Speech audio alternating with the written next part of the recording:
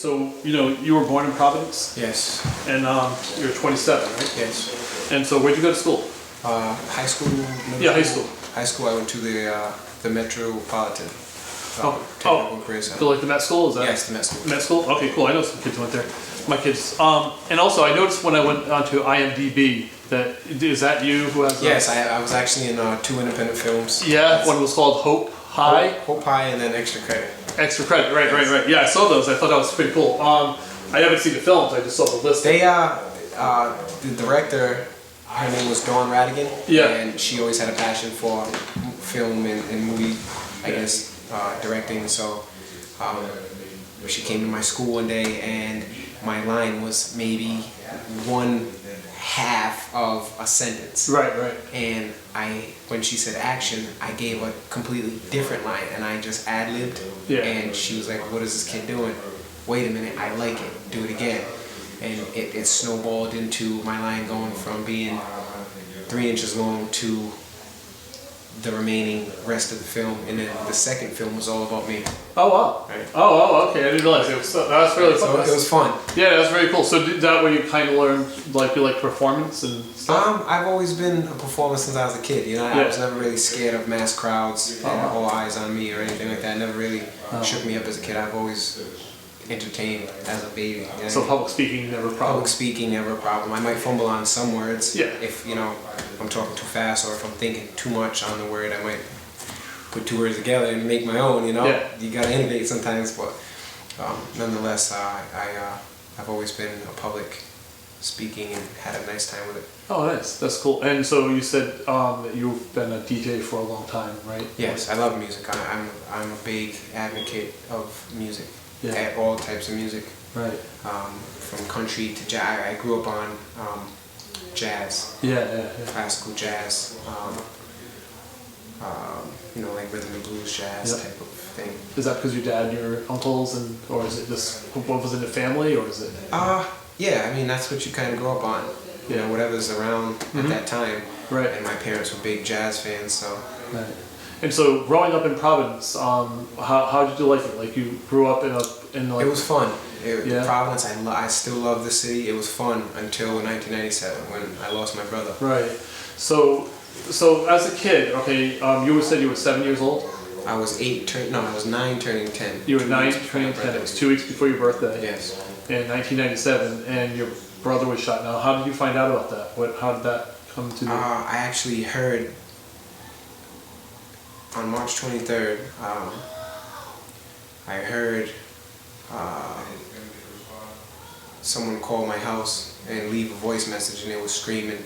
They were screaming at the top of their lungs, and I remember sitting up in my bunk bed at the time. He didn't stay in the room with me, but it was our bunk bed. He stayed upstairs at the time, and I could remember them saying, "Miss O'Connor, Mr. O'Connor, please get here right now. They shot him. They shot him. They shot him. They shot him. Right.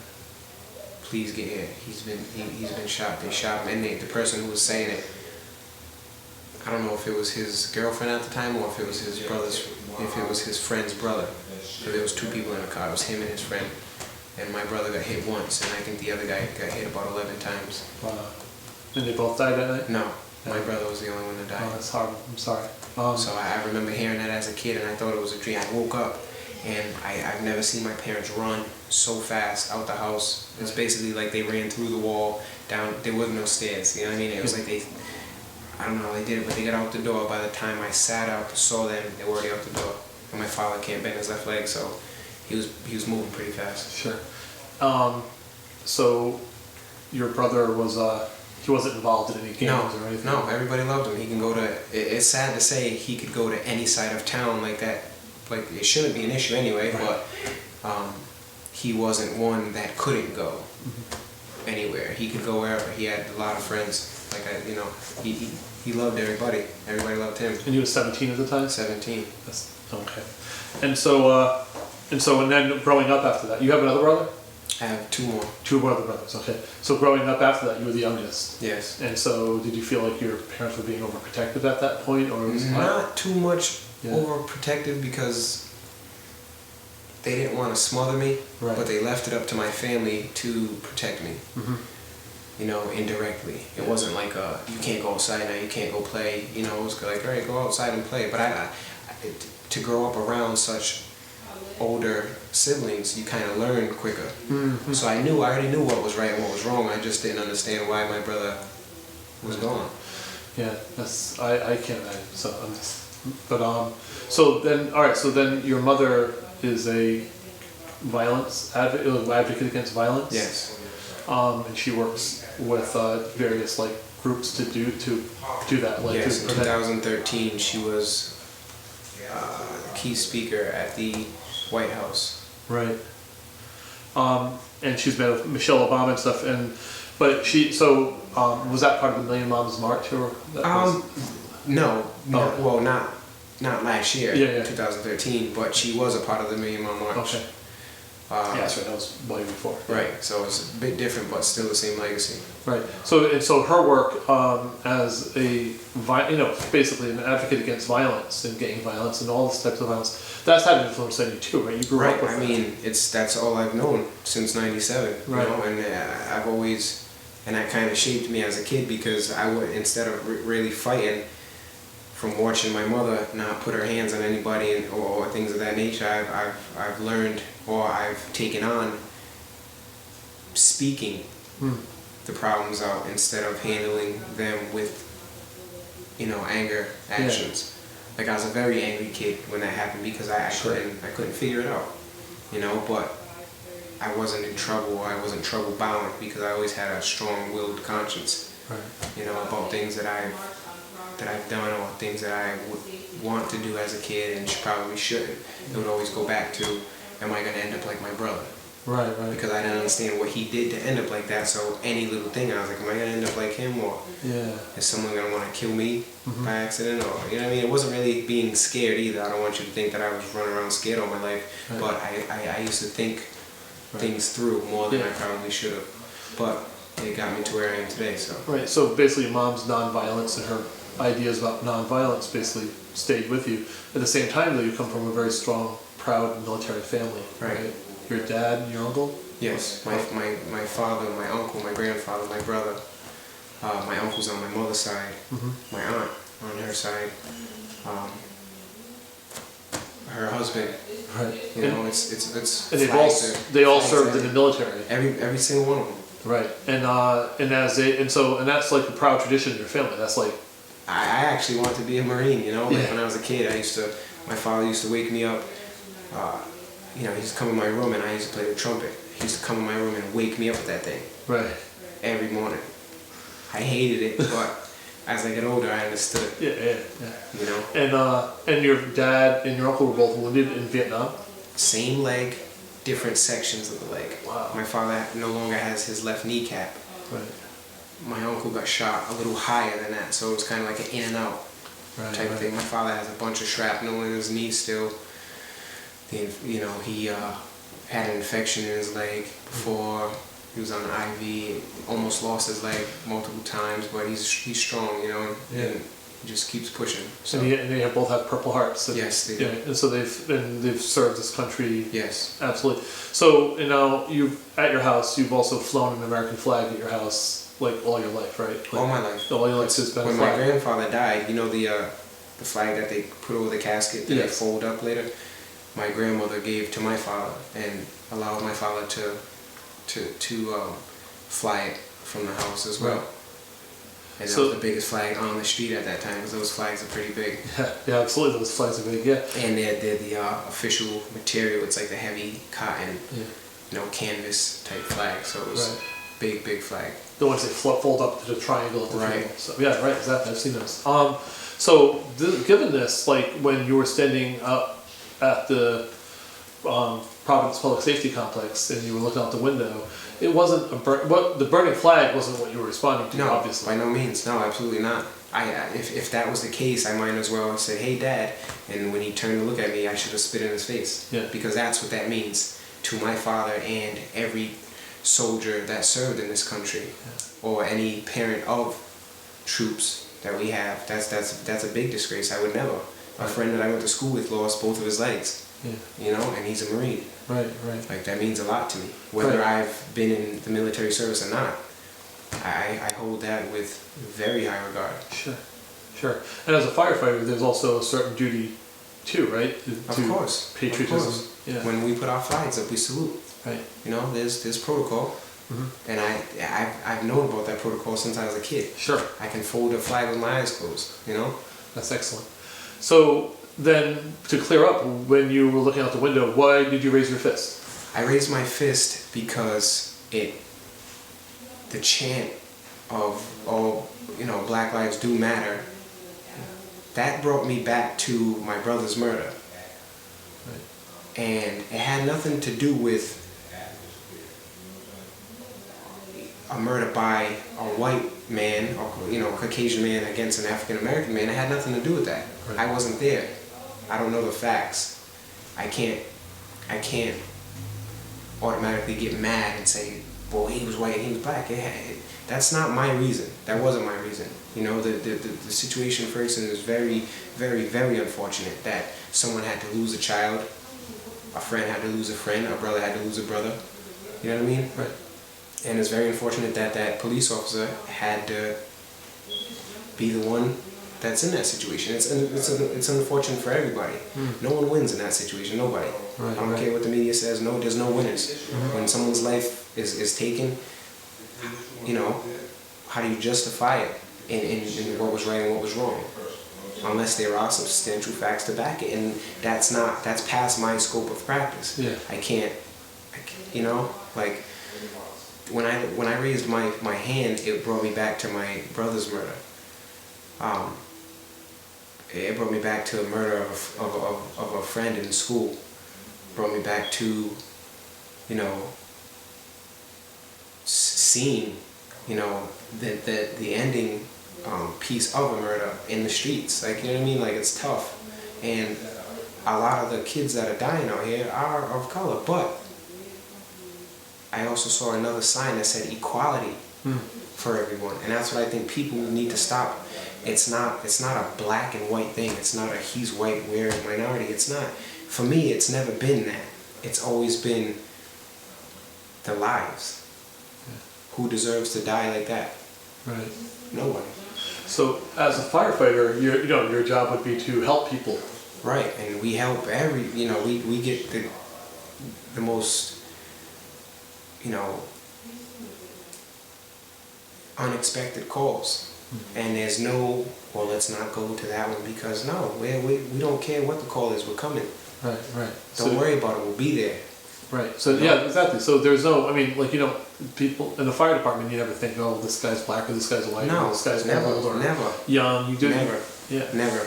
I'm colorblind to race. I'm not a bigot. I'm not a racist. I'm not biased. I'm colorblind to the skin tone of the next person. I don't judge off of blue eyes and blonde hair or brown eyes and brown hair. You know what I mean? I judge off of character and spirit. That's it. Nice. So okay, so you raised your hand, and there was and like, you know, I caught it on video, and then what happened? You know, you heard the crowd cheer, right? The crowd, it was from the window, from the vantage. Well, let me ask you this. I'm sorry, clear this up. From the window, you could see the whole. Could you see pretty well what was going on outside? I could see most of what was, you know, because you can't really put your face up against the window and look left or right, but I can see what was in front of me. Yes. Sure. And so after that happened, after that, you could hear people. And then basically the whole thing cleared out, because then all the attention went to the highway, right? Because all those kids left and went to the highway. And what did you know about what was going on the highway from where you were? No. Yeah. I didn't know they were on the highway until one of my coworkers said, they're on the highway now. Oh, okay. I didn't know what was going on after they left. Yeah, and so what were you doing in that room, by the way, before this all started? I was studying. Studying? And what were you studying? For my EMT certification. Right. So as a very tough test. Oh, it is, yeah. And I'm trying my best. I'm giving it all I got. Okay. So, all right, so you're a first year on the fire department. Yes. And you have 18 months to get your certification for EMT, is that the way it works? And so you're studying for that exam, and so are you probationary? Is that what they call it? No, you just. I don't believe I'm probationary. No, you're not probationary. So okay. And so you're studying, and then you see this thing going on outside. So you look out the window, and the sight moves you, you raise your fist. Yes. And then after that, everybody leaves, and so you just go back to studying until you hear from someone saying, hey. They're on the highway. Then that's when I went down to the apparatus floor and looked out the bay doors. I can see them walking by and, you know, writing ignorant things on the you know, the ramp. Yeah. You know, I saw a KKK, but it's not. That was very ignorant to me. It's just people take a situation like what's going on in Ferguson and what's now going on in New York City, and they use it as an act to express anger, but the wrong anger. Might have got laid off on a job or something a week ago. They're infuriated, but they're using this to let loose on what's going on, just because it's okay. You know what I mean? Yeah. So a lot of ignorant, there is a lot of ignorance connected with what's going on, and I don't approve of that. Right. You know, I don't believe you can't fight an issue or a belief with ignorance. It'll never win. So then how long, so then days pass, I guess, right? Because Yes, about 5 days. About 5 days, and then you heard, maybe a week. and then did you hear about the video being up, or did somebody? I heard about the picture first. Someone took a picture and put it on Twitter. Okay. But that's where it ended for me. I didn't hear about anything else. And did you know, and right away, did you know it was you? Was that? Of course. Yeah. Okay. I took full responsibility for that. Right. And so when did the fire department officials get involved and come to you and say, or Steve Perret, or who came to you? I saw it on the news before. Okay. Anybody came to me. Right. And you heard there was a No, I saw it on your site, I believe. The video. Right, the video, right. Before I heard people talking about there's a video. Right. And you know, I was like, okay, well, there's a video, but it's not like I pulled my pants down and mooned somebody. Like I didn't, you know, go against them, or I didn't give them an aggressive gesture from that. It was just supporting in my mind what was going on in my mind at that time. Yeah. So when people say that, you know, or when some people say this was, you know, you were inciting them to violence, right? No. Yeah, or Absolutely you were like urging them on in some way. Absolutely not. Right. Because if no one said look up, yeah, it was going to be only me and that person who had eye contact at that time. I wasn't looking to the right. I was looking down. Right in front of me. To the person with the equality sign. The person with the equality sign was near, I think, you. Yeah. And I saw the sign, and then I looked, and that's when I saw that person. Okay. And it was the person you made eye contact with and raised your fist. And he was like a camp counselor of mine or something like that a long time ago. Yeah. If I ever see him again, I'll stop him and get his name. Okay, cool. And so you're there, and that happens, and then you're, and do you think that he could know who you were? Because I couldn't tell anything. I'm not sure. Maybe I thought. Yeah. Maybe he knew. Maybe, you know. And I looked at him and I was like, wow, he can see me. So because all I could see was like the silhouette from where I was sitting in my video. No, honestly, the video doesn't show a lot, but it's like it wasn't much clearer at the time. But so all right, so then the fire department finds out about this, and I hear that there's going to be an investigation into this, and I'm totally shocked because I'm like, why they're using my video to do this? But and if it had been video, probably no one would have even known or cared about it at all. Right. It just would have been a picture. Right. And exactly. So now they're so how and they you couldn't see in that picture. You couldn't see there was no flag in that picture. Right. It was just the picture. Yeah. And so that's it, right? And so, yeah, the flag at this point was more or less out. The flag had been burning for a while when this happened, and then the flag was almost out. Right. From where I was, I couldn't see the flag per se, but it would look like whoever was around it was putting it out. Yeah, exactly. You know. So I didn't agree with the burning of the flag at all. No. Yeah, I know. And so then you're approached by somebody in the department who says, what do they say? How does that happen? What is the process where that works? Like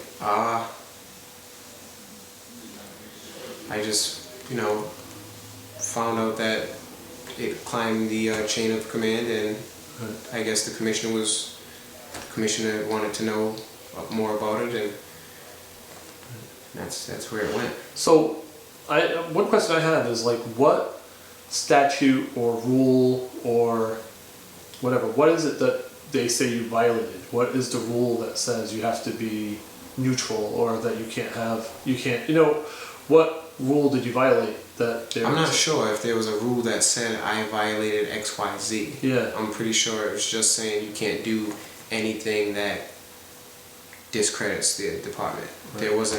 There wasn't anything that said, you know, so it's more if you do this, this is the repercussion. Right. So it's more of like in the eye of the beholder thing. Like if he thinks it's such a discredit. Right. It's more of an opinionated thought and Yeah. rule breaking. Right. So I mean, because it occurred to me that if somebody had like other people, I think during the time, like other police officers had like made like, you know, dour faces or like, you know, made comments, you know, and there's a lot of, you know, you talk to other people who were there and, you know, there's a lot of things were said, or, you know, attitudes from the cops may not have been neutral, and yet I don't know of any censuring going on for them. I just hear that there's this one guy who raises his fist and he's going to be in trouble, but it seemed to me that there was a lot of attitudes of different types being expressed by public officials that night. And right. I'm unaware of what the other, you know, gestures or faces or anything like that. Like you know, I don't know any of that stuff, and I would never do anything to discredit the fire department or the police department as being same unity as brotherhood, you know, as a brotherhood, or discredit the city of Providence. Like that's not, if that was the case, then why did I sign up to become, you know, why did I sign up to become a public servant in uniform? Yeah, you know, to stand up for the city of Providence. That doesn't make sense. It's like I just wasted my time. I would never. My time waits for no one. Yeah, cool. And so, all right, so now you're at the point where they want you to basically sign what is it, like some kind of warning or something that'll go on the record? Well, I mean, when they feel that you do something wrong, then the protocol, just like any job. Right. And have you been approached by anybody from the union who's going to represent you if there's going to be a hearing or anything? Or is it just... I mean, I did go to my union because they kind of, it's kind of protocol. So with any job, that's how it goes. Okay. As being a union member. So. Right. And so just, we'll finish up now. I don't want to go too late, but so then as you, and so today you had an interview with Channel 6. Yes. That's going to be on at 5 o'clock, which will be way over by this time. But you're going to be going to work at 4:30, and then this is going to be airing at 5. Yes. I feel it's going to be tough, but at the same time, I feel that those who view it will understand that I couldn't sit back and allow them to drag my name, my family's name through the mud for the assumption of something that I didn't do. Yeah. You know, I would never desecrate my country, my father's flag that he almost lost his life for. I would never do that. Right. And I got a bunch of friends that are in the military now, serving still, females and males. You know, so. So when Stephen Parade first put this out that he was investigating this or whatever, or Volpito or whatever, they didn't mention your name. He wouldn't mention your name, but your name was all over media. Right. Somebody, and that hurt because the information that was put on there was very. Not too many people knew about that information that was put on there, and I don't want to point fingers, but it kind of bothered me because who would do that to somebody? Right. Especially when no one came to me and said what happened or why did you do what you did, or you know what I mean? Like it wasn't. They put my full name. In capital letters. I saw that. And the fact that I didn't have my certification as an EMT yet, which a handful of us still don't, and a handful of us just now received our certifications. But it doesn't discredit us as firefighters at all. We still come to work every day and do what we need to do to protect. You know. That's what occurred to me too, is that some of the stuff that, when I was seeing some of the comments on the sites, I thought some of this is very specific, and they're obviously targeting a certain person. And of course, looking at comments like that, you can't know for sure if they're real or not. From my point of view, so it wasn't anything that like the press could work as actionable. But at the same time, it did give me, or everybody, some hints as to who you were. And any reporter doing a little bit of work would eventually track you down based on those hints. I tracked you down. Right, exactly. Right, that's what I mean. And so your name was out there, and it was going to be out there eventually. Walt Pito had his story. There was all these things going on. And so eventually this stuff was out, and so you really had no choice but to come forward and basically say, no, clarify your intentions. Right. You couldn't be anonymous, right? Right, I couldn't. It was by that time that ball was in my court now. So Yeah. and it was kind of, you know, wrongfully done. Whoever did it must have had a lot of anger inside, but there was another way to go about it, because first off, you didn't use your real name, and if it was that serious, maybe you could have come to me and talked about it. Mm-hmm. Secondly, you put it up for everybody to see, but you quickly pull it down. Yeah. It's like, Well, sometimes the sites themselves pull it down. yeah, Because but I mean, personal information isn't supposed to be on this. So. right, but you did it. The Yeah. fact is that you did it, and that wasn't really. I don't believe it was fair, especially when no one heard my side of the story yet. Yeah, exactly. So now your side of the story is going to be out there, a couple different sources, and there's going to be other people looking to talk to you, I'm sure, in the future. But is there anything else you want to say about this, or anything? I just want to say, you know, I've never desecrated my country's flag, and I never will. Right. But that's something that when my father, you know, is no longer around, and my uncle, they're no longer here to stand up for the family like they have in the past after their fathers, you know, have gone and their family members have gone. I'm gonna still hold this story dear to my heart. The story of my father being and my uncle being Vietnam War vets. Like, the Platoon was my favorite movie of all time until I got older and started seeing other movies, obviously. Sure. You know, but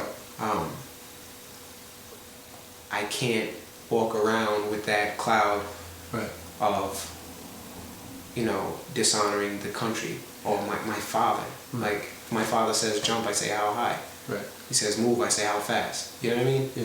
You have a very close family. Yes. You know, I met your mom a little bit. She seems really wonderful, and seems like to have a great family. Very supportive. Everybody was out there for you today, and I thought it was very nice. Right. And it's not because they want to protect their child, or, you know, it isn't right. It's if there's a story, let both sides be heard. It's not about, well, my kid didn't do anything wrong. You know what I mean? It's not. My parents are not like that. They don't move that way. They don't try to just automatically protect me if I've done something wrong. Right. You know, I'm very independent. Yeah. And it's because of how they raised me. Yeah. And I'm not a follower by any means. Yeah. No, I consider myself a leader, but a leader for the right reasons. I don't try to lead people into the dark. Like, you know, if anything, I'll help you. Yeah. You know, if I can. If it's the last dollar in my pocket, you better believe you can have it if you need it. Cool. Well, You know? I hold you to that. Very cool. That is great talking to you. I think Thanks. you're astounding work, and Thank really nice. And I'm really happy. Thank you. I appreciate you, you know, writing the first article. Yeah, I'm gonna write a good article on this. I'm gonna put some of this video up too. This interview was really nice. Because my back is against the wall on this one. Yeah. So.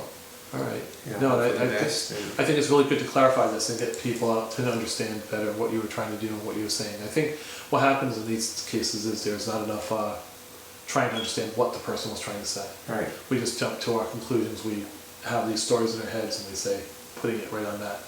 You know, in this case, they're putting their stories in their heads on a silhouette in a window. No one knew what was going on. And it had nothing to do with the flag. It's just the camera angle from when you were viewing the flag, and then they said, oh shoot, look up. Now what happens if you would have took your camera angle, focused on someone else, and then someone said, oh shoot, look up.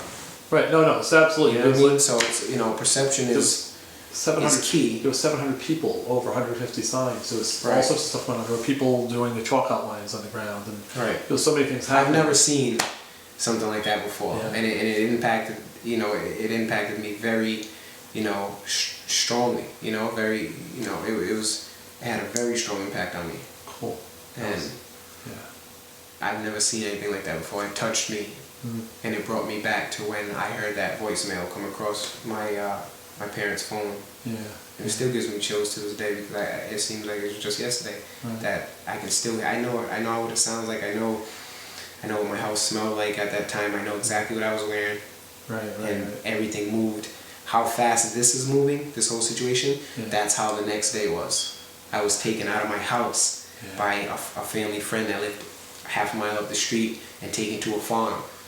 Wow. She brought me to a farm, and my parents didn't know where I was. Wow. Because there was so much chaos in my house. I mean, people were coming in and out. Cops were pulling up to my house. News reporters trying to, you know what I mean? Like, That same house you just left, that's where it all happened. Yeah. So I'm a little kid looking at, oh, what are you doing here? My dad's not here. What are you doing? My mom's not here. Well, who's this person? Oh, we're going to a farm. Okay.